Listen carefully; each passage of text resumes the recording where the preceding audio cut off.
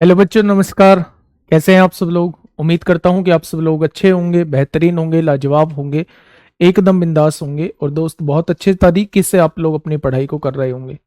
तो प्यारे दोस्त, एक बार सभी बताएंगे कैसे हैं आप सब लोग? कैसी चल रही है भाई आप लोगों की पढ़ाई? एकदम शानदार चल रही है। बहुत दिनों बाद जो है आज हम लोगों की क्लास हो रही है, लगभग 2-3 दिन बाद जो है आज हम लोगों की क्लास हो रही है। और अब ये क्लास जो है वो आप लोगों की 1 बजे ही हुआ करेगी, जब तक कोर्स कंप्लीट नहीं हो जाता है। ठीक है भाई?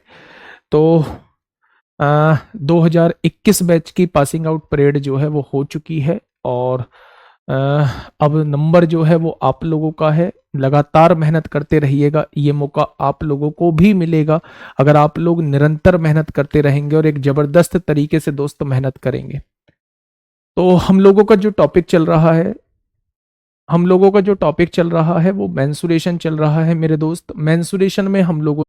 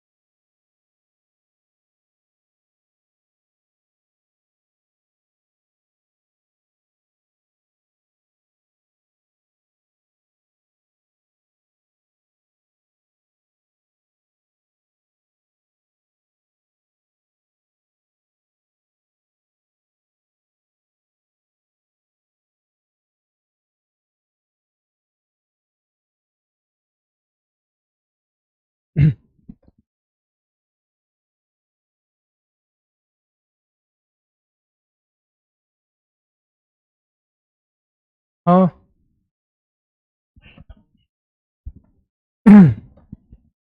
चलिए भाई, थोड़ा सा टेक्निकल दिक्कत हुई थी, उसके लिए माफ़ी चाहूँगा। तो आप लोगों का जो टॉपिक चल रहा है वो चल रहा है मेंसुरेशन चल रहा है। मेंसुरेशन में हम लोगों ने जो पढ़ा था वो राइट एंगल ट्रायंगल पढ़ा था। और मैंने उसमें आप लोगों को बताया था पाइथागोरस थ्योरम के बारे में। मैंने आप लोगों को बताया था कि पाइथागोरस थ्योरम जो होती है वो हमेशा राइट एंगल ट्रायंगल पे लगती है। मेरे दोस्त, मैंने ये भी बताया था कि जब भी दो साइड आप लोगों को दी हुई हो, तीसरी साइड को या तो निकलवाने के लिए बोले या तीसरी साइड की आप लोगों को जरूरत पड़े तो आप लोग हमेशा पाइथागोरस थ्योरम का यूज करेंगे। वहीं दूसरी तरफ मैंने राइट एंगल ट्रायंगल के अंदर आप लोगों को यह भी बताया था कि दो एंगल्स का सम अगर 90 डिग्री है तो उन्हें आपस में जो है वो कॉम्प्लीमेंट्री एंगल बोला जाता है, कोटिपूरक कोण कहा जाता है। अगर दो एंगल्स का सम जो है वो 180 डिग्री है तो उन्हें समपूरक बोला जाता है। ठीक है भाई? और दूसरा एक भाई था मेरा अंकित गोंड। ठीक है? तो उससे मैं अभी कॉल करूंगा भाई, है ना? अभी बात करेंगे। जो भी तेरे गिले शिकवे हो मेरे भाई, वो मुझे बता देना, है ना? मैं कॉल करूंगा, नंबर मैंने निकलवा लिया है और अभी मैं कॉल करूंगा जस्ट क्लास के बाद मेरे साथी। ठीक है? हो सकता है मुझसे कोई दिक्कत हो, परेशानी हो और मैं सॉर्ट आउट कर पाया तो जरूर सॉर्ट आउट करूंगा। कोण त्रिभुज वो त्रिभुज होता है जिसमें एक कोण जो है वो 90 डिग्री का होता है। ठीक है भाई? अगर मैं बात करूं कि इसके एरिया कैसे निकालते हैं, कभी भी आपके सामने राइट एंगल ट्रायंगल हो और उसका एरिया हम लोगों को निकालना हो।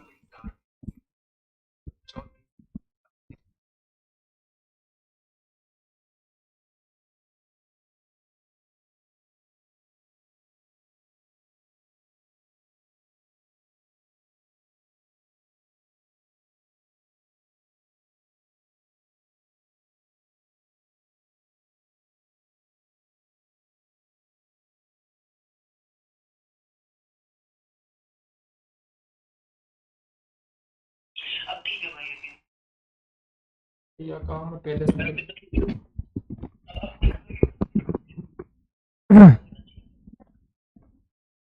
चलिए चलिए एक बार और ट्राई कर लेते हैं भाई, एक बार और ट्राई कर लेते हैं। मुझे भी कोई मजा नहीं आता है कि आप लोगों के मैं कमेंट्स ऐसे ऐसे कमेंट्स पढूं जो मेरे लिए नेगेटिव हों, तो मुझे भी उन चीज़ों में मज़ा नहीं आता है। लेकिन आप लोग ये सोचिए कि आपके नेगेटिव कमेंट्स को अगर मैं झेल रहा हूं, तो कुछ परिस्थितियां ऐसी रही होंगी जो मैं आपके नेगेटिव कमेंट्स को दोस्त झेल रहा हूं। नहीं तो मेरे दोस्त मैं फिर ऐसे नोएडा जाके ही क्लास ना ले रहा होता। अगर सब कुछ ठीक होता तो मैं नोएडा जाके ही क्लास ले रहा होता, ना नेगेटिव आप लोग होते ना बच्चे। मतलब ये बहुत बड़ी बात है कि मैं आप लोगों को अपने खिलाफ नेगेटिव कर रहा हूं, क्लास नहीं ले रहा। लास्ट तक मैं ही उलझा हुआ हूं सिलेबस में, सब लोग फ्री हो गए हैं। तो आप लोग ये सोचिए कि कुछ ना कुछ रीजंस रहे होंगे, कुछ ना कुछ परिस्थिति ऐसी रही होंगी जो ये सब कुछ हो रहा है, ठीक है। पर मैं भी नहीं चाहता कि उन परिस्थितियों का इफेक्ट आपके ऊपर पड़े, है ना, आपके ऊपर पड़े। लेकिन क्या करूं, मतलब मजबूर हूं दोस्त। अगर एरिया की बात करूं तो मेरे दोस्त एरिया का फॉर्मूला होता है 1/2 base into height. 1/2 base into height जो होता है, इसका एरिया का फॉर्मूला होता है। अगर दोस्त मैं यहां पे बात करता हूं, बेस की बात करूं तो इसे हिंदी में आधार कहा जाता है, और ऊंचाई हाइट को ऊंचाई कहा जाता है। तो जब भी आप लोगों के सामने राइट एंगल ट्राइंगल होता है, कोई भी समकोण त्रिभुज होता है, तो मेरे दोस्त उसका एरिया निकालने का फॉर्मूला दोस्त ये होता है। अब आप मेरी बात को थोड़ा सा गौर से समझिए। सबसे पहले एक वर्ड आता है मेरे साथी, इसमें ट्रिपलेट क्या होते हैं, ट्रिपलेट क्या होते हैं। सबसे पहले तो ये समझिए, ट्रिपलेट, ट्रिपलेट जो होती है समकोण त्रिभुज की साइड्स होती हैं, समकोण त्रिभुज की साइड्स होती हैं। अगर हम लोगों के ट्रिपलेट्स याद हैं तो हम बहुत इजीली क्वेश्चन को बना के ले जाएंगे। जैसे सबसे छोटे ट्रिपलेट्स की बात करूं तो सबसे छोटा ट्रिपलेट्स जो होता है वो 3 4 5 होता है। यदि इन ट्रिपलेट में आप किसी की भी गुणा करते हैं, लाइक आपने 2 की गुणा कर दी पूरे ट्रिपलेट में, तो 3 दूनी 6, 4 दूनी 8, 5 दूनी 10, ये भी ट्रिपलेट बनेगा।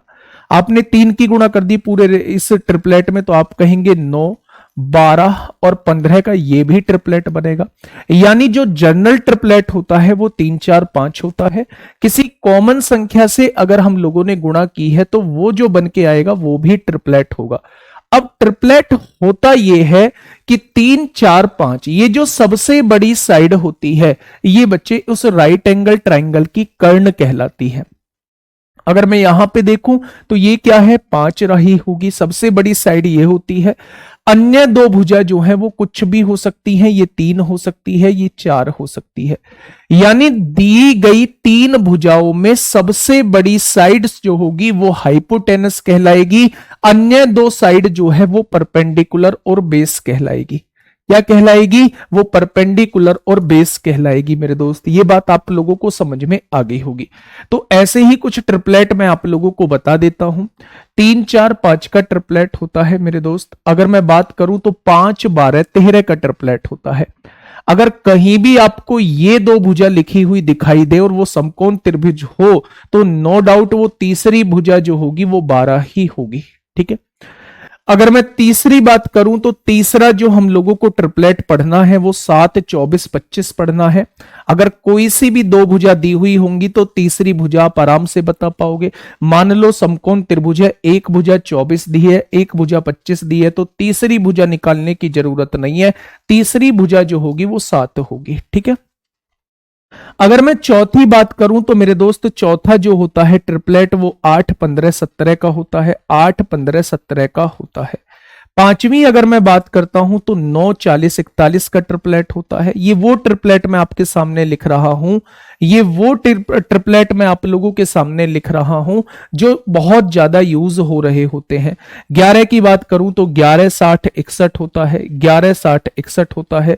12 के केस में बात करूं तो 12 35 37 होता है, 12 35 37 होता है मेरे दोस्त, 12 35 37 होता है। अगर मैं और आगे बात करूं तो मेरे दोस्त आप देख देखेंगे, आप देखेंगे 20, 21, 29 होता है, 20, 21, 29 होता है। तो ये कुछ जनरल ट्रिपलेट हैं जिनका बार बार हम लोग यूज कर रहे होंगे, तो आप लोग इन्हें लिख लीजिए। बाकी ट्रिपलेट की लिस्ट जो है वो मैं आप लोगों को आज की क्लास के साथ जो है वो प्रोवाइड करा दूंगा। ट्रिपलेट की लिस्ट जो है वो आज की क्लास के साथ मैं आप लोगों को प्रोवाइड करा दूंगा। अब आप कहेंगे जी ये क्या रटने पड़ेंगे? बिल्कुल रटने की जरूरत नहीं है। आप जो है वो 7, 8, 10 क्वेश्चन करोगे तो ये अपने आप दिमाग में सारी चीजें सेट बैठ जाएंगी। दूसरी बात, अगर सेट नहीं भी बैठती हैं और आप लोगों को प्रैक्टिस भी नहीं करते हैं तो आपको तरीका आना चाहिए, क्वेश्चन आप मेथड से भी निकाल लेंगे। ठीक है भाई, मेरी बात समझ रहे हैं? चलिए अब दूसरी बात एक और समझिएगा। तो हमने सबसे पहले एरिया के बारे में बात कर ली, कुछ ट्रिपलेट के बारे में बात कर ली। हाँ, मैंने आज सुबह जो है वो नंबर एचसीएफ एलसीएम पूरा करा दिया है, कल जो है वो नंबर सिस्टम कराऊंगा। ठीक है भाई, नंबर सिस्टम से जुड़ जाना और देख लेना आपकी प्रैक्टिस कैसी है। एक बच्चा, इस मेंसुरेशन के अंदर जो दूसरी सबसे फेमस चीज पूछी जाती है वो पेरीमीटर होता है। क्या होता है? वो पेरीमीटर होता है जिसे हम लोग परिमाप कहते हैं, जिसे हम लोग परिमाप कहते हैं। एक्चुअल में जो एरिया होता है ना, वो अंदर का कितना स्पेस है ये एरिया कहलाता है। और अगर मैं आप लोगों से कहूं कि परिमाप क्या होता है, तो परिमाप जो होता है ये बाउंड्रीज जो होती हैं, ये बाउंड्रीज जो होती हैं जिनसे मिलकर वो फिगर बनी है, उन बाउंड्रीज के सम को ही हम लोग क्या कहते हैं? उन बाउंड्रीज के सम को ही हम लोग पेरीमीटर कहते हैं। क्या कहते हैं? उन बाउंड्रीज के सम को ही हम लोग पेरीमीटर कहते हैं। अगर मैं इसकी पेरीमीटर आप लोगों से पूछूं, ये भुजा ए मैं कहूं, ये भुजा बी कहूं और ये भुजा सी कहूं, तो तीनों भुजाओं का योग ही क्या कहलाएगा? तीनों भुजाओं का योग ही पेरीमीटर कहलाएगा। तीनों भुजाओं का योग ही क्या कहलाएगा? तो आप कहेंगे तीनों भुजाओं का योग ही पेरीमीटर कहलाएगा। अब जो मेंसुरेशन का टॉपिक नहीं है वो एक्चुअल में हम लोग ज्योमेट्री में पढ़ रहे होते हैं, लेकिन अगर 2017 की बात करूं तो वहां से क्वेश्चन पूछे गए हैं। उन्होंने डायरेक्टली आप लोगों को ज्योमेट्री सिलेबस में नहीं दिया है, लेकिन उन्होंने मेंसुरेशन में रख के क्वेश्चन को, ज्योमेट्री का क्वेश्चन मेंसुरेशन में रख के पूछ लिया है। और वो क्वेश्चन जो है वो मेरे दोस्त यहीं से क्वेश्चन पूछा गया है। ध्यान से सुनिएगा, ये दो चीज जो है वो जनरल है। अगर मैं यहां पे तीसरी चीज जो ज्योमेट्री की है, अगर मैं उसकी बात करूं, कभी भी समकोण त्रिभुज के अंदर बने वृत्त का त्रिज्या आपसे पूछी जाए, जिसे कहा जाता है अंदर बने वृत्त की त्रिज्या आप लोगों से पूछी जाए, जिसे कहा जाता है अंतःवृत्त की त्रिज्या। क्या कहा जाता है? अंतःवृत्त की त्रिज्या, रेडियस ऑफ इन सर्किल। अगर समकोण त्रिभुज के अंदर बने, समकोण त्रिभुज के अंदर बने सर्किल की आप लोगों से त्रिज्या पूछी जाती है, सर्किल की आप लोगों से त्रिज्या पूछी जाती है। कौन से सर्किल की भाई? अंदर बने सर्किल की। तो अंदर बना सर्किल किस टाइप का होगा? अंदर बना सर्किल कुछ इस टाइप का होगा। अगर मैं इसकी रेडियस आप लोगों से पूछता हूं तो ये क्या है? परपेंडिकुलर है, ये क्या है? बेस है, और ये क्या है? हाइपोटेनस है होती है। तो अगर मैं अंदर बने वृत्त की त्रिज्या आप लोगों से पूछूं, जिसे हम स्मॉल आर से डिनोट करते हैं, तो परपेंडिकुलर में बेस जोड़ देना और उसमें से हाइपोटेनस घटा देना। परपेंडिकुलर में बेस जोड़ देना, उसमें से हाइपोटेनस घटा देना। ये जो होती है ये अंदर बने वृत्त की त्रिज्या होती है। ये क्या होती है बच्चे? ये जो होती है अंदर बने वृत्त की त्रिज्या आप लोगों के सामने हो जाएगी। ठीक है। अगर मैं बाहर बने वृत्त की त्रिज्या पूछूं, जो इसके तीनों वर्टेक्स को छूता हुआ जा रहा हो, तो उसे कहते हैं बाहरी वृत्त की त्रिज्या या परिवृत्त की त्रिज्या। क्या कहते हैं मेरे दोस्त? उसे कहते हैं परिवृत्त की त्रिज्या। क्या कहते हैं? उसे कहते हैं परिवृत्त की त्रिज्या। क्या कहते हैं? उसे कहते हैं परिवृत्त की त्रिज्या या रेडियस ऑफ सर्कम सर्किल। ठीक है। तो वो कैसे निकलती है? वो हमेशा हाइपोटेनस की हाफ होती है। ये पर्टिकुलर केस के लिए बच्चे मैं आप लोगों को बता रहा हूं। ये कौन सा केस है? जब हम लोग समकोण त्रिभुज के बारे में पढ़ रहे होते हैं।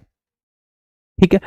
अगर मैं आप लोगों से कहूं सीपीओ के लिए एनफ है, मोर देन इनफ है, सीपीओ में इससे बाहर क्वेश्चन नहीं जाएगा। मैं गारंटी देता हूं इस बात की कि आप इसे मेंसुरेशन को यहां से पढ़ लीजिए, और मैं कहता हूं कि सीपीओ में यहां से बाहर क्वेश्चन नहीं जाएगा। अलजेब्रा ज्योमेट्री जो है वो मैं एडवांस वीक में आप लोगों को करा दूंगा, बहुत अच्छे तरीके से कराऊंगा। बस सब कुछ ठीक ठाक रहे, क्लास जब मैं लूंगा तो बेटा पूरी शिद्दत के साथ, पूरी मेहनत के साथ लेता हूं, ठीक है। तो उसमें कोई दिक्कत नहीं है। आप लोगों को ये भी पता होगा कि कोई भी संस्था नहीं चाहती है कि उसका कोई टीचर जो है वो क्लास को छोड़े, ठीक है। तो अगर मैं क्लास को छोड़ रहा हूं और संस्था मुझे क्लास छोड़ने दे रही है तो कोई बहुत बड़ा रीजन रहा होगा, कोई बहुत बड़ा रीजन रहा होगा। मैं आपको ना तो वो चीजें आप लोगों के साथ शेयर करना चाहता हूं, वो इसलिए शेयर नहीं करना चाहता क्योंकि इसमें 1-2% लोग ऐसे होंगे जो इन चीजों को मजाक में लेके जाएंगे, और मजाक में अगर आप लोग लेके जाओगे तो चीजें मेरे दिल से मतलब बहुत ज्यादा हर्ट होंगे। तो हर्ट नहीं होना चाहता, इसलिए मैं दोस्त आप लोगों के साथ वो चीजें शेयर भी नहीं करना चाहता। बस मैं आप लोगों को कभी भी मैंने ग्रुप पे भी डाला होगा तो मैंने बस एक बार बताया होगा जी, कभी बताया भी होगा जी पिताजी की तबीयत खराब है इसलिए मैं क्लास नहीं ले रहा हूं, ठीक है। पर दोस्त मैं आपको ये बात कहता हूं कि आप कभी भी मुझे इस चीज में आजमा के देखना, है ना। मैं हर किसी के दुख को अपने दुख की तरह लेता हूं। भगवान ना करे कोई कभी समस्या आए आपके घर में तो मुझे याद करके देखना एक बार, ठीक है। हर किसी के लिए अवेलेबल, हर किसी के लिए, सिंगल बच्चे के लिए भी अवेलेबल, ठीक है। तो प्लीज अगर आप कुछ नहीं कर सकते हैं, कुछ नहीं आप सोच सकते हैं तो प्लीज बुरा भी मत सोचिए। मैं नहीं, ये नहीं मतलब कि आप मेरे बारे में मत सोचिए, किसी के बारे में भी बुरा मत सोचिए, ठीक है। चलिए ये चीज समझ में आ गई। ये राइट एंगल ट्राइंगल के बारे में सब कुछ था। ये कुछ ट्रिपलेट हैं जो आप लोगों को याद होने चाहिए, है ना। यहां से राइट एंगल ट्राइंगल सबसे पहले रिकॉल करा दूं, जिसमें एक कोण 90 डिग्री का होता है। हम कैसे पहचान करेंगे कि राइट एंगल ट्राइंगल है भी या नहीं है? तो जब भी आप लोगों को 3 साइड दी हुई हो, ध्यान देना, जब भी आप लोगों को 3 साइड दी हुई हो तो सबसे बड़ी साइड का स्क्वायर जो है अन्य दोनों साइड के स्क्वायर के सम के बराबर आनी चाहिए। इनडायरेक्टली पाइथागोरस थ्योरम वेरीफाई होनी चाहिए। अगर किसी ट्राइंगल की साइड पर पाइथागोरस थ्योरम वेरीफाई हो रही है तो वो बच्चे राइट एंगल ट्राइंगल की साइड है। तो बच्चे वो राइट एंगल ट्राइंगल की साइड है। बच्चे मैं बस आप लोगों से ये बताना चाह रहा हूं, ठीक है।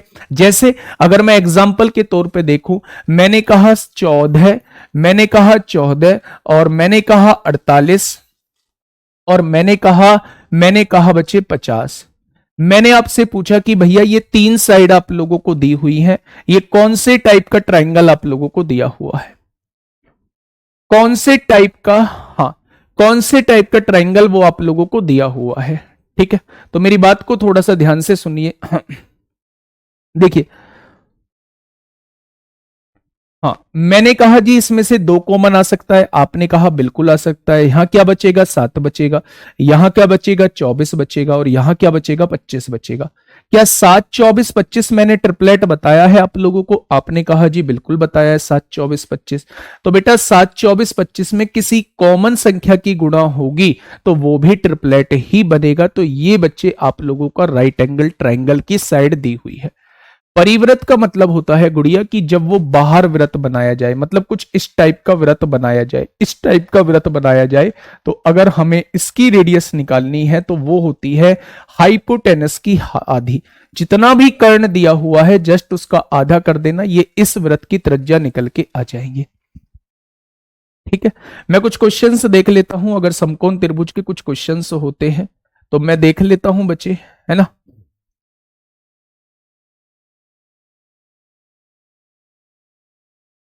बताइए, इस टाइप का त्रिभुज आप लोगों को देखने को मिलेगा, इस टाइप का क्वेश्चन आप लोगों को देखने को मिलेगा, ठीक है। क्वेश्चन ने कहा उस त्रिभुज के क्षेत्रफल की गणना करें जिसकी भुजाएं इतनी दी हुई हैं। कहीं भी आपसे कहा है कि यह समकोण त्रिभुज है? आपने कहा जी नहीं कहा है। नहीं कहा है तो एक बार चेक करके देख लो ना। पहली बात तो मैंने आपको डायरेक्टली बताया है कि 20, 21, 29 का ट्रिपलेट होता है, और ट्रिपलेट जो होता है वो राइट एंगल ट्राइंगल का ही होता है। तो वैसे ही हम लोगों को पता चल गया कि ये राइट एंगल ट्राइंगल है। लेकिन अगर मुझे ट्रिपलेट भी याद नहीं है तो कैसे करूंगा? बच्चे सबसे बड़ी भुजा का स्क्वायर करिए, तो आपने 29 का स्क्वायर किया तो 841 आया। इसका स्क्वायर करिए 441 आएगा, और 20 का स्क्वायर करेंगे 400।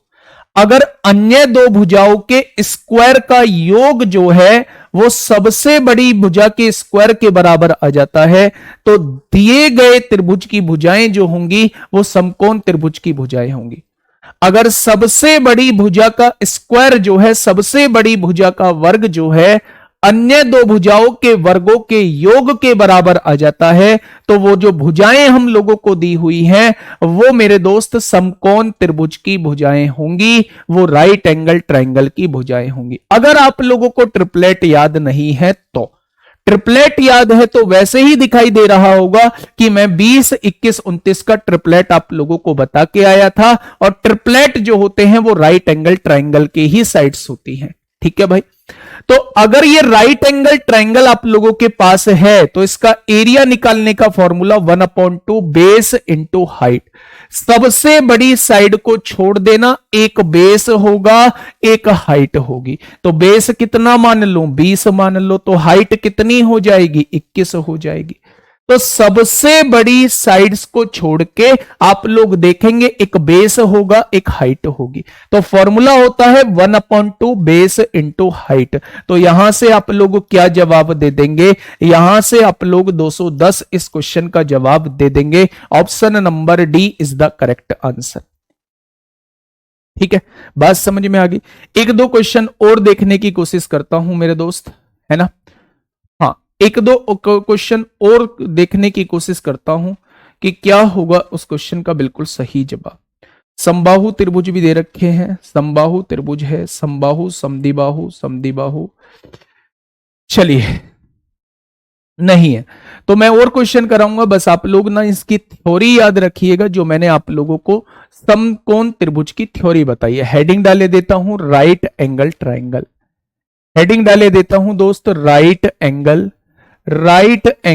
ट्रायंगल। दोस्त समकोण त्रिभुज की हम लोग बात की है और समकोण त्रिभुज पे एक क्वेश्चन कराया है, बाकी क्वेश्चन भी प्रैक्टिस में कराऊंगा बच्चे। ठीक है, क्या ये जरूरी है आधार लंब से छोटा होगा? बिल्कुल जरूरी नहीं है। सबसे बड़ी भुजा कर्ण होगी ये जरूरी है, अन्य दो भुजाओं में कोई सी भी बड़ी हो सकती है, आधार भी बड़ा हो सकता है और लंब भी बड़ा हो सकता है, कोई दिक्कत नहीं है। ठीक है, अब हेडिंग आप लोग डालिए। हम लोग पढ़ चुके हैं on the basis of angle, यानी कोण के आधार पे। सबसे पहले हम लोगों ने न्यून कोण पढ़ा जिसमें सारे कोण 90 डिग्री से छोटे, फिर हमने अधिक कोण पढ़ा ऑब्ट्यूस एंगल जिसमें एक कोण 90 डिग्री से बढ़ा, फिर हमने राइट एंगल ट्रायंगल पढ़ा जिसमें एक कोण जो था वो 90 डिग्री का होता था, और उसके बारे में डिटेल्ड चर्चा हम लोगों ने की है राइट एंगल ट्रायंगल के बारे में। यहां से क्वेश्चन पूछे जाते हैं। नेक्स्ट अब हम लोग पढ़ने वाले हैं जो बहुत ज्यादा इंपॉर्टेंट है, on the basis of side.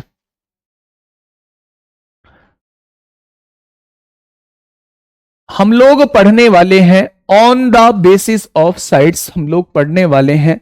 हम लोग क्या पढ़ने वाले हैं? On the basis of side पढ़ने वाले हैं, यानी भुजा के आधार पे जो त्रिभुज होते हैं, भुजा के आधार पे जो त्रिभुज का वर्गीकरण किया गया है वो कितने टाइप के होते हैं और क्या क्या उनकी कंडीशंस होती हैं। भुजा के आधार पे त्रिभुज कितने टाइप के होते हैं, तो मैंने सबसे पहले आप लोगों को बताया था कि विषम बाहु त्रिभुज हम लोगों को पढ़ना है। सबसे पहले जो मैंने आप लोगों को बताया था वो विषम बाहु त्रिभुज बताया था, जिसे हम लोग कहते थे मेरे दोस्त स्केलन ट्रायंगल होता है। विषम बाहु त्रिभुज क्या होता है? उसे हम लोग स्केलन ट्रायंगल बोलते हैं। तो थोड़ा सा ध्यान से सुनिएगा बच्चे, क्या होता है विषम बाहु त्रिभुज। अगर मैं आप लोगों से यह कहूं कि विषम बाहु त्रिभुज होता क्या है, तो आप कहेंगे विषम माने डिफरेंट, यानी अलग अलग, जिसकी सभी भुजाएं जो हैं वो अलग अलग हों, जिसकी सभी भुजाएं अलग अलग हों, ऐसे त्रिभुज को हम लोग विषम बाहु त्रिभुज कहते हैं। जिसकी सभी भुजाएं अलग अलग होती हैं, उसे क्या कहते हैं, उसे हम लोग विषम बाहु त्रिभुज कहते हैं। मान लो ये ए दिया है, मान लो ये बी दिया है, मान लो ये सी दिया है। क्या तीनों की तीनों भुजा अलग अलग दी हुई है? तो जिसकी तीनों भुजाएं अलग अलग हैं, या तो वो विषम बाहु त्रिभुज होगा या वो राइट एंगल ट्रायंगल होगा, समकोण त्रिभुज होगा। समकोण त्रिभुज की कैसे पहचान करेंगे कि सबसे बड़ी भुजा का स्क्वायर अगर अन्य दो भुजा के स्क्वायर के बराबर आ गया तो वो हम लोगों का समकोण त्रिभुज होगा। लेकिन अगर सबसे बड़ी भुजा का स्क्वायर अन्य दो भुजाओं के बराबर नहीं आया तो वो मेरा विषम बाहु त्रिभुज होगा, अगर तीनों भुजाएं अलग अलग दी हुई हैं। तो जब भी आप लोगों के सामने तीन डिफरेंट साइड आप लोगों को दी हुई हो तो दिमाग में एकदम से क्लिक करना चाहिए कि ये केवल दो टाइप के त्रिभुज की भुजा हो सकती हैं। अगर सबसे बड़ी भुजा का स्क्वायर अन्य दो भुजा के स्क्वायर के बराबर आया तो ये मेरी राइट एंगल ट्रायंगल की भुजाएं हैं। लेकिन अगर सबसे बड़ी भुजा का स्क्वायर अन्य दो भुजा के स्क्वायर के बराबर नहीं आया और तीनों भुजा अलग अलग भी है तो ये मेरा स्केलन ट्रायंगल होगा। क्या हो जाएगा? स्केलन ट्रायंगल यानी विषम बाहु त्रिभुज हो जाएगा। ठीक है, सबसे पहले विषम बाहु त्रिभुज में हम लोगों को निकालना होता है भाई साहब कि क्षेत्रफल कैसे निकालते हैं। क्षेत्रफल का ही सारा रोला है। क्षेत्रफल कैसे निकालते हैं, जिसे हम लोग एरिया कहते हैं। दूसरा हम लोगों को निकालना है कि परिमाप कैसे निकालते हैं, जिसे हम लोग पेरीमीटर कहते हैं, जिसे हम लोग जो है वो पेरीमीटर कहते हैं। ये दो चीजों पर हम लोगों को बात करनी है। पेरीमीटर में तो कुछ सोचना है ही नहीं, तीनों भुजाओं का योग ही क्या हो जाएगा। जिन भुजाओं से मिलकर वो फिगर बनी हुई है जस्ट उनको जोड़ दीजिए, वो आपके सामने पेरीमीटर निकल के आ जाएगा। कोई आवश्यकता ही नहीं है। अगर मैं यहां पे चतुर्भुज बना रहा होता तो चारों भुजाओं का योग जो है वो पेरीमीटर हो जाता। अगर मैं यहां पे पेंटागन पंचभुज बना रहा होता तो पांचों भुजाओं का योग मेरा पेरीमीटर हो जाता। अगर छह भुजाओं का षटभुज बना रहा होता, हेक्सागन बना रहा होता, तो छह भुजाओं को जोड़ के जो आता वो मेरा पेरीमीटर हो जाता। तो हमेशा जिस फिगर का पेरीमीटर पूछा गया है, आप ये देखिए कि वो फिगर जो है वो किन भुजाओं से मिलकर बनी है, उन सबको जोड़ देंगे तो वो पेरीमीटर निकल के आपके सामने आ जाएगा। ठीक है, क्षेत्रफल की बात करते हैं, एरिया की बात करते हैं। तो सबसे पहले इसमें जब भी कोई त्रिभुज मेरा स्केलन ट्रायंगल होता है, विषम बाहु त्रिभुज होता है, हम सबसे पहले इसमें एस निकालते हैं। अब आएगा सवाल कि भाई साहब ये एस क्या होता है। तो एस को कहते हैं अर्ध परिमाप, यानी कि सेमी पेरीमीटर एस को बोला जाता है। सेमी पेरीमीटर, सेमी का मतलब आधा, परिमाप मतलब परिमाप। जब हम परिमाप का आधा कर दें, जब हम परिमाप का आधा कर दें तो उसे ही अर्ध परिमाप कहा जाता है। जब हम परिमाप का आधा कर देंगे, जब हम परिमाप का आधा कर देंगे तो उसे ही अर्ध परिमाप कहा जाता है। और जब आप किसी भी स्केलन ट्रायंगल का अर्ध परिमाप निकाल लें तो क्षेत्रफल का डायरेक्टली फॉर्मूला होता है अंडर रूट के अंदर एस यानी अर्ध परिमाप। एस में से पहली भुजा घटाइए, एस में से दूसरी भुजा घटाइए और एस में से तीसरी भुजा घटाइए। ये होता है बेटा एरिया ऑफ स्केलन ट्रायंगल। और ये जो एरिया होता है हर उस टाइप के त्रिभुज पे लगता है जिसमें तीनों भुजा आप लोगों को दी हुई हो।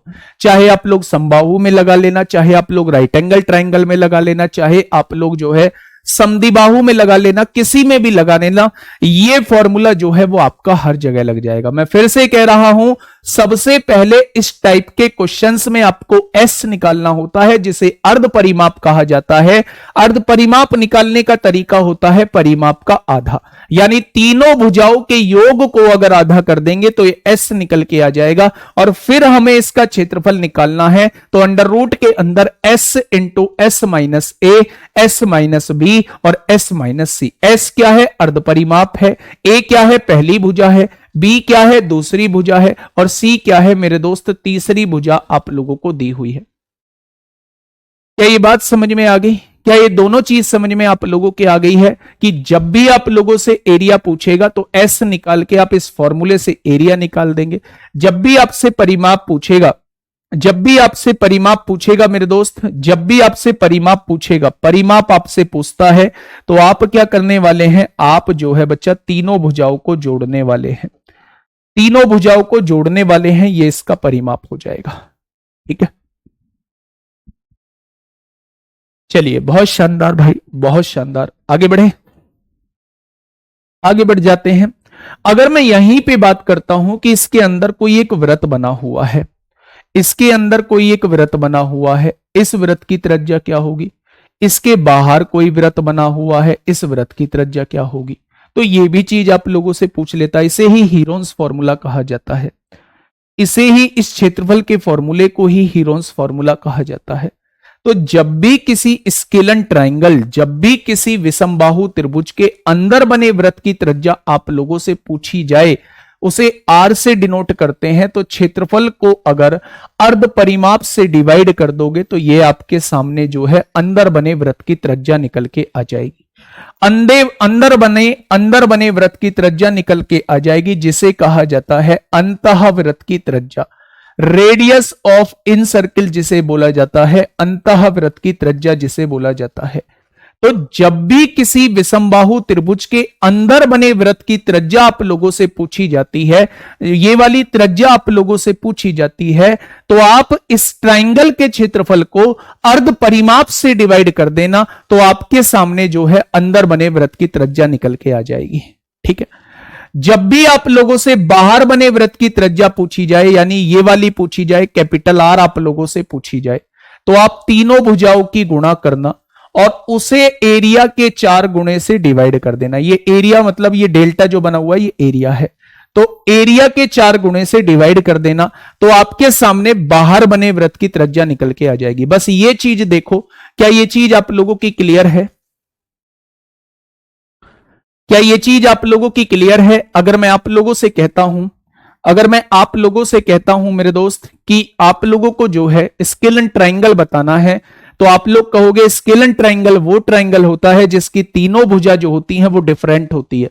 तो मैं कहूंगा तीनों भुजा तो राइट एंगल ट्राइंगल की भी होती हैं, तो मैं उसका जवाब दूंगा बिल्कुल आपने सही कहा, तीनों भुजाएं जो हैं वो राइट एंगल ट्राइंगल की भी होती हैं। लेकिन अगर सबसे बड़ी साइड का स्क्वायर अन्य दो साइड के स्क्वायर के सम के बराबर आ जाता है तो वो राइट एंगल ट्राइंगल होगा, और अगर उनके सम के बराबर नहीं आता है तो वो मेरा स्केलन ट्राइंगल होगा।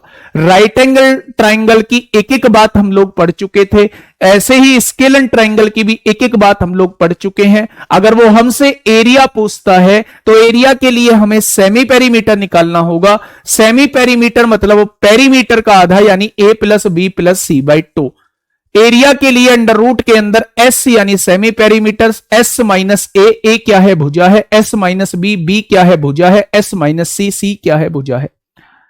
अगर मैं आपसे कहूं कि भैया जी इसके अंदर बने व्रत की त्रिज्या बता दीजिए, तो आप कहना डेल्टा बाई एस होती है। ये डेल्टा होता है एरिया ऑफ ट्राइंगल, यानी इस ट्राइंगल का एरिया निकाल के अगर इसे अर्ध परिमाप से डिवाइड कर दिया जाए, अर्ध परिमाप से डिवाइड कर दिया जाए, तो ये अंदर बने व्रत की त्रिज्या निकल के आ जाएगी। अगर मैं तीनों साइड के गुणनफल को एरिया के 4 गुणे से विभाजित कर दूं तो ये बाहर बने व्रत की त्रिज्या निकल के आ जाएगी। ठीक है। तो मेरे दोस्त ये जो चीजें आप लोगों के सामने लिखी हुई है, ये चीजें जो है आप लोगों की स्केलन ट्राइंगल की लिखी हुई है। और ये जो फॉर्मूला है बच्चा, ये हर टाइप के त्रिभुज में चल जाता है। आप इसे समद्विबाहु में भी चला सकते हैं, आप इसे समबाहु में भी चला सकते हैं, आप इसे समद्विबाहु में भी चला सकते हैं, आप इसे समबाहु में भी चला सकते हैं। ठीक है भाई। तो ये समद्विबाहु में भी चल जाएगा, समबाहु में भी चल जाएगा, विषमबाहु में भी चल जाएगा। विषमबाहु त्रिभुज मतलब ये समझ लीजिए ऑलराउंडर है, ऑलराउंडर है, हर जगह लग जाता है। ठीक है। बहुत बढ़िया, बहुत बढ़िया। क्वेश्चन करने के बाद शायद अच्छे से समझ आ जाएगा। अभी करा देते हैं क्वेश्चन, अभी करा देते हैं। बताओ फटाफट क्या होगा इस क्वेश्चन का बिल्कुल सही जवाब।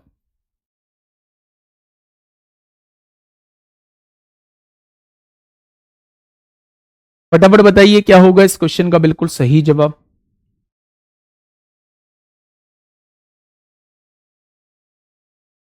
पहले आराम से क्वेश्चन को समझिए, क्वेश्चन कहना क्या चाह रहा है ये कोशिश करिए बच्चे। क्वेश्चन कहना क्या चाह रहा है वो समझने की कोशिश करिए आप लोग।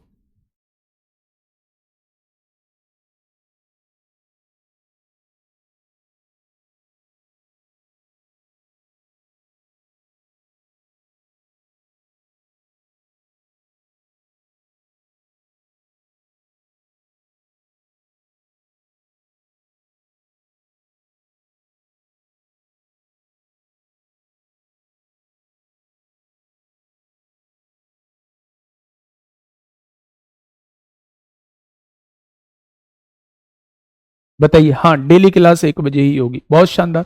आपने देखा कि एक त्रिभुज की भुजाओं की माप दी हुई है, ये 13 सेंटीमीटर है, ये 14 सेंटीमीटर है, ये 15 सेंटीमीटर है। आपने कहा तीनों भुजाएं अलग अलग दी हुई हैं, तो सबसे पहले ये चेक कर लो कहीं ये राइट एंगल ट्राइंगल की भुजाएं तो नहीं है भाई साहब, क्योंकि तीनों भुजा तो उसमें अलग होंगी या स्केलन ट्राइंगल में होंगी।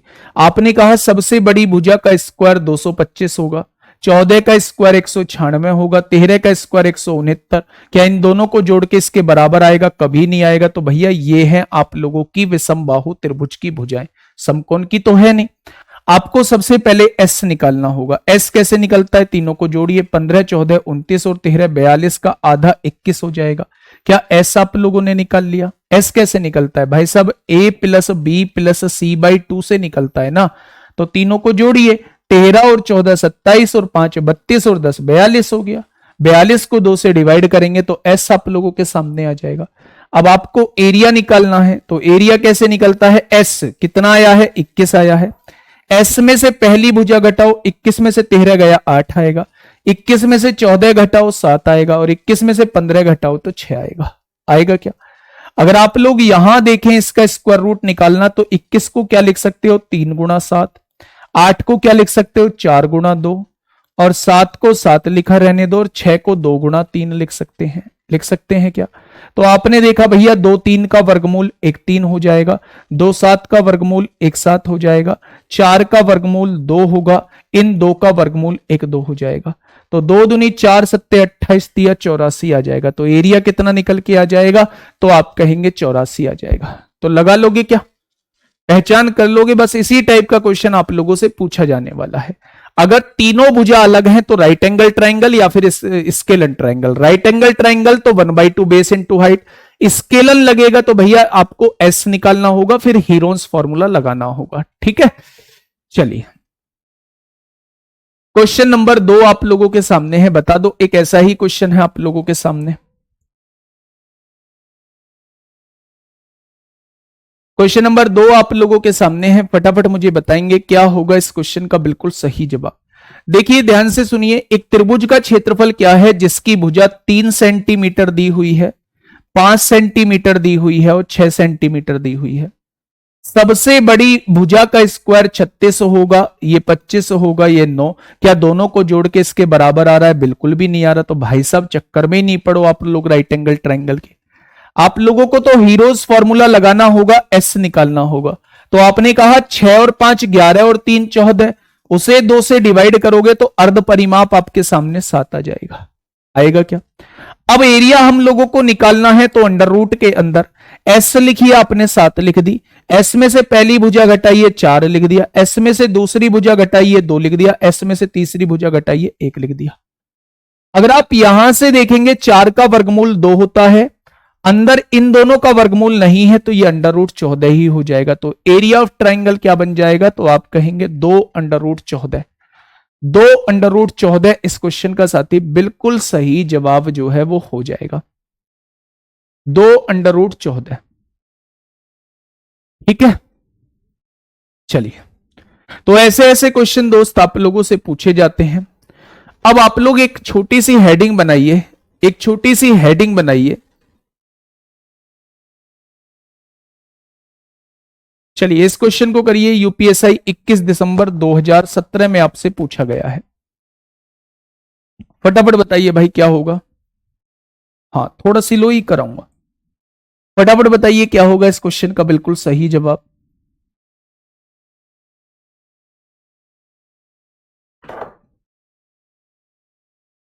फटाफट बताएंगे आप लोग। एक त्रिकोण में एक भुजा की लंबाई 5 सेंटीमीटर है। मैंने मान लिया दोस्त पहली भुजा जो है वो 5 सेंटीमीटर आप लोगों को दी हुई है। ठीक है, दूसरी दो भुजाओं के लंबाई के बीच का अंतर, बच्चे एक ट्राइंगल आप लोगों के सामने ले दिया, ये भुजा ए ले दी, ये भुजा बी और ये भुजा सी। ठीक है, उसने कहा पहली भुजा 5 सेंटीमीटर दी हुई है और दूसरी दो भुजाओं के लंबाई के बीच का अंतर, इन दोनों के लंबाई के बीच का अंतर जो है वो 1 सेंटीमीटर दिया है। यदि त्रिकोण की परिधि, परिधि मतलब परिमाप को ही कहते हैं, परिमाप मतलब 20 दिया हुआ है। अब आप मुझे ये बताइए, अब आप मुझे ये बताइए कि जब पूरी परिधि 20 दी हुई है, तीनों भुजाओं को जोड़ के 20 दिया हुआ है, और उनमें से एक भुजा जो है वो 5 आ चुकी है, तो अन्य दो भुजा जो है वो 15 आएगी। अन्य दो भुजाओं का योग जो है वो 15 आएगा, अगर एक को आप 5 मान चुके हो तो। ठीक है, तो अगर मैं दोनों इक्वेशन को जोड़ता हूं तो b और b 2b हो जाएगा, 15 और 1 16 हो जाएगा, तो क्या बड़ी वाली भुजा 8 आ जाएगी, यानी बड़ी वाली भुजा जो है वो 8 सेंटीमीटर है। अगर ये बड़ी 8 है तो 8 में से क्या घटाऊं कि 1 आ जाए, तो आप कहेंगे छोटी 7 आ जाएगी। 8 7 15 और 5 20 वैसे भी आ रही है। ठीक, ठीक है भाई। अब तीनों भुजा आप लोगों के पास आ चुकी हैं, तो आप एरिया निकाल दीजिए। सबसे पहले तो एस निकालिए, तीनों भुजाओं का योग 20 है, 2 से डिवाइड करेंगे तो ये एस निकल के आप लोगों के सामने आ जाएगा। दो बेटा फॉर्मूले में था प्रशांत कुमार। अब मुझे एरिया निकालना है, तो एस कितना है, 10 है। एस में से पहली भुजा घटाइए, कितनी है, एक घटाएंगे, 10 में से 5 गया 5 आएगा। 10 में से बी घटाइए, 8 घटाइए 2 आएगा। और 10 में से सी घटाएंगे मेरे दोस्त, तो आप कहने वाले हैं भैया जी टोटल जो था सी 7 आया है, तो सी कितना आ जाएगा, एस में से सी घटाइए, तो एस कितना है 10 है, और 10 में से 7 गया तो 3 आ जाएगा। भाई ये क्या है, एस है, ये एस माइनस ए है, ये एस माइनस बी है, और ये एस माइनस सी है। तो आपने कहा जी अगर मैं 10 को लिखना चाहूं तो 10 पंजे 50 दूनी 100 होते हैं, और 100 का वर्गमूल 10 होता है, और 3 का कोई जोड़ा बनेगा नहीं, ये अंदर ही रहेंगे। तो इसका जो एरिया निकल के आ जाएगा वो 10√3 निकल के आ जाएगा।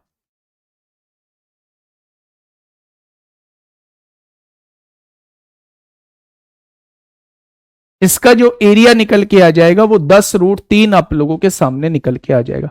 अब मन कम लगता है, मन कुछ बताओ सर जी। भाई मेरे पास मन लगाने की दवा नहीं है। ठीक है सर, ये तो राइट एंगल ट्राइंगल भी हो सकता है, कैसे कैसे हो सकता है भाई राइट एंगल ट्राइंगल, थोड़ा सा मुझे बताइए। 5 8 8 7 5 का कौन सा राइट एंगल ट्राइंगल होता है, 8 7 7 मतलब 8 15 17 का तो सुना है मैंने, 7 24 25 का तो मैंने सुना है। 8 5 7 का राइट एंगल ट्राइंगल कब से होने लगा, क्या सबसे बड़ी भुजा का स्क्वायर अन्य दो भुजा के स्क्वायर के बराबर आता है, नहीं आता, नहीं आता, तो कैसे हो जाएगा। ठीक है, ये बात समझ में आ गई क्या आप लोगों को, तो आप कहेंगे जी बिल्कुल आ गई है। चलिए भाई हेडिंग डालिए अपनी कॉपी में।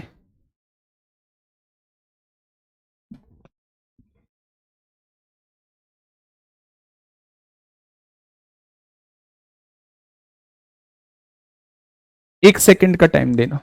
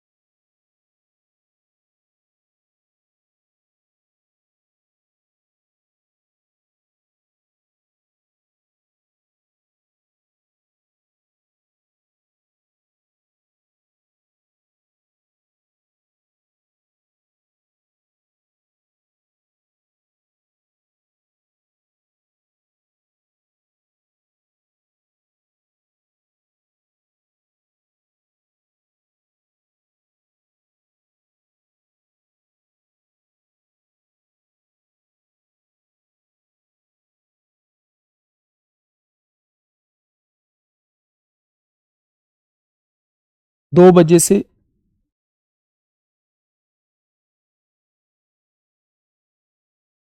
चलिए नेक्स्ट हेडिंग डालिए मेरे दोस्त, नेक्स्ट हेडिंग डालिए समद्विबाहु त्रिभुज, समद्विबाहु त्रिभुज।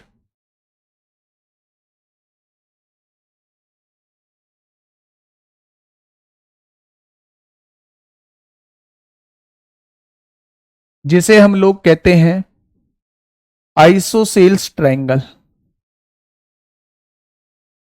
जिसे हम लोग कहते हैं आइसोसेल्स ट्रायंगल कहते हैं। समद्विबाहु ट्रायंगल, समद्विबाहु त्रिभुज में मैंने आप लोगों को बताया था। हाँ कर रहा हूं, छुट्टी कर रहा हूं, ठीक है छुट्टी कर रहा हूं मेरे दोस्त, ऐसे काम नहीं चलेगा। मैंने एक क्लास जो है वो इस वजह से रखवाई थी कि जिससे मैं 2 घंटे क्लास ले पाऊं, ठीक है। तो आप 2 बजे की क्लास जो है वो दिग्विजय सर की होती है, तो प्लीज आप लोगों से रिक्वेस्ट है कि आप इस वाली क्लास को छोड़ दो, दिग्विजय सर वाली क्लास कर लो। इस क्लास को आप लोग ना रिकॉर्डेड फॉर्म में कर लेना, ठीक है। आज तो मैं घर से क्लास ले रहा हूं, तो नीरज सर लेंगे अब 2 बजे के बाद। आज तो मेरा छोड़ना मजबूरी है, लेकिन कल से मैं क्लास को थोड़ा सा लंबे टाइम तक लूंगा। आइसोसेल्स ट्राइंगल समद्विबाहु त्रिभुज क्या होता है? समद्विबाहु त्रिभुज एक ऐसा त्रिभुज होता है जिसकी दो भुजा समान होती हैं। सम मतलब समान, दी मतलब दो, जिसकी दो भुजा समान होती हैं। मैंने ये दोनों भुजा समान मान ली, ये तीसरी भुजा असमान दी हुई है। अगर ऐसा कोई ट्राइंगल आप लोगों को दिया हुआ है, ऐसा कोई ट्राइंगल आप लोगों को दिया हुआ है जिसकी दो भुजा समान दी हुई है और एक भुजा अलग दी हुई है, तो ऐसे त्रिभुज को हम लोग समद्विबाहु त्रिभुज कहते हैं। क्या कहते हैं? समद्विबाहु त्रिभुज कहते हैं। अब इसके अंदर हमें तीन चीजें पढ़नी है। एक एरिया हम लोग पढ़ेंगे, एक हाइट हम लोग पढ़ेंगे, एक मेरे दोस्त हम लोग इसका पेरीमीटर यानी कि परिमाप पढ़ रहे होंगे।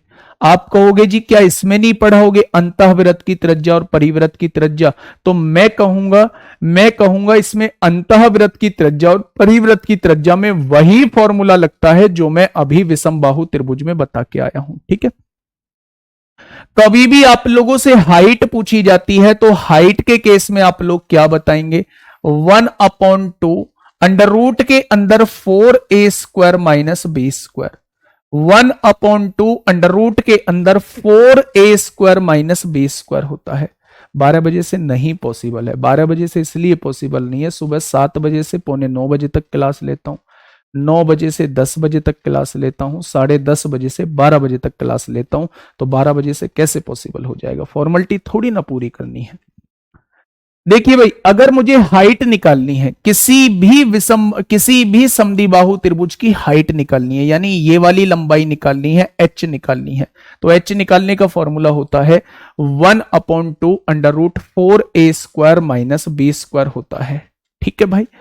अगर मैं आप लोगों से कहूं कि भैया इसका एरिया निकालना है, तो 1/4 b अंडर रूट के अंदर 4a² माइनस b² होता है। याद करने का फंडा आप अपने आप देखना, याद कैसे करोगे? दोनों में क्या कॉमन है? अंडर रूट के अंदर 4a² माइनस b²। यहां 1/4 b होता है या 1/2।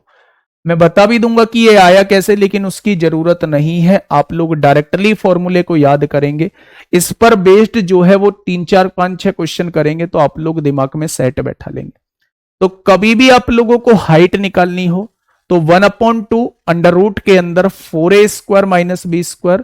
कभी भी आपको एरिया निकालना हो तो 1/4 b अंडर रूट के अंदर 4a² माइनस b²। और पेरीमीटर में तो कुछ सोचना ही नहीं है, दोनों भुजाओं को जोड़िए, तीनों भुजाओं को जोड़ दीजिए, तीनों भुजाओं को जोड़ दीजिए, तो ये क्या निकल के आ जाएगा? ये पेरीमीटर आप लोगों के सामने निकल के आ जाएगा, ठीक है। ठीक है भाई, ये तीनों चीज जो है वो आप लोगों को याद रखनी है। मेरे साथ एक बार रिकॉल करेंगे। जब भी हम लोग समद्विबाहु त्रिभुज की बात करते हैं, जब भी हम लोग जो है आइसोसेल्स ट्राइंगल की बात करते हैं, तो आइसोसेल्स ट्राइंगल वो ट्राइंगल होता है, समद्विबाहु त्रिभुज वो त्रिभुज होता है जिसकी दो साइड जो होती हैं वो बराबर होती हैं। अगर दो साइड बराबर है तो ऐसे त्रिभुज को हम लोग समद्विबाहु त्रिभुज कहते हैं। यहां से तीन चीजें वो आप लोगों से पूछ रहा होता है। अगर एरिया पूछता है तो 1/4 बी क्या है? असमान भुजा, अंडर रूट के अंदर 4a² माइनस b²। अगर वो आपसे हाइट पूछ रहा है तो 1/2 अंडर रूट के अंदर 4a² माइनस b²। और अगर वो आप लोगों से मेरे दोस्त पेरीमीटर पूछ रहा है तो 2a प्लस b हो जाएगा, ठीक है। बाकी इसमें अंतःवृत्त की त्रिज्या और परिवृत्त की त्रिज्या जो हम लोग इसमें पढ़ रहे होंगे वो वही फॉर्मूला लगा रहे होंगे जो आप लोगों को मैंने उसमें बताया था, विषमबाहु त्रिभुज में हम लोगों ने बताया था, ठीक है। सर दो राइट एंगल ट्राइंगल नहीं बन सकते? बिल्कुल बन सकते हैं, बिल्कुल बन सकते हैं मेरे दोस्त। इसे राइट एंगल ट्राइंगल बना लीजिए, इसे राइट एंगल ट्राइंगल बना लीजिए। ये b है तो ये b/2 हो जाएगा, ये b/2 हो जाएगा। इसका एरिया निकाल दीजिए, इसका एरिया निकाल दीजिए, दोनों को जोड़ दीजिए तो आपके सामने जो है पूरे ए ट्राइंगल का एरिया निकल के आ जाएगा, ठीक है। तो हाँ, कल जो है वो बात करेंगे मेरे दोस्त, 1 बजे शार्प 1 बजे बात कर रहे होंगे। कल स्टूडियो में दोस्त आप लोगों से मुलाकात तो होगी, है ना। स्टूडियो में मुलाकात तो होगी, और कोई टाइम जो है वो 12:30 से पॉसिबल हो पाती है तो 12:30 से इस क्लास को दोस्त कर रहा हूँ। कल इन सब के ट्रायंगल के क्वेश्चन ही कराऊंगा, केवल 5 मिनट का टॉपिक आप लोगों का समबाहु त्रिभुज है। उसके बाद ट्रायंगल के 15, 16, 20 क्वेश्चन करा के फिर मैं क्वाड्रिलेटरल की तरफ चल रहा हूँ। ठीक है भाई, ध्यान रखिए अपना, है ना, कुछ भी गलत मत सोचिए और कुछ भी मन में नेगेटिव चीजें लाने की जरूरत नहीं है।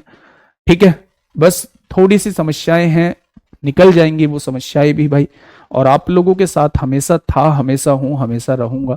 ये बात बस आप लोगों को याद रखनी है। आप लोगों को किसी भी मोमेंट पे नुकसान नहीं होने दूंगा, इस बात का भरोसा रखना आप अपने भाई पर।